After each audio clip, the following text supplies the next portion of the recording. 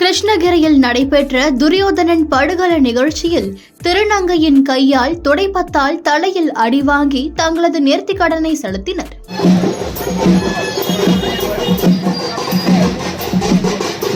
கிருஷ்ணகிரி பழையபேட்டை தர்மராஜா கோயில் தெருவில் 7 கிராமங்களுக்கு சொந்தமான திரௌபதி அம்மன் கோயில் உள்ளது. இக்கோயிலில் அக்னி வசந்த மகோத்சவ திருவிழா கடந்த 2ஆம் தேதி கொடியேற்றத்துடன் தொடங்கியது.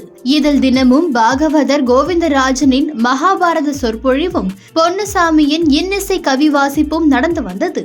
இதேபோல் கிருஷ்ணகிரியை அடுத்த தின்னக்கழனி திருப்பதி நாடக சபா சார்பில் கிருஷ்ணன் பிறப்பு, பாண்டவர் பிறப்பு, சுபத்திரை மாலையிடுதல், சந்திரசேனன் சண்டை, அர்ஜுனன் தபசு மரம் ஏறுதல், கர்ணன் சட்டை உள்ளிட்ட பல்வேறு இதிகாச மகாபாரத தெருக்கூத்து கலை நிகழ்ச்சிகள் நடந்து வந்தது.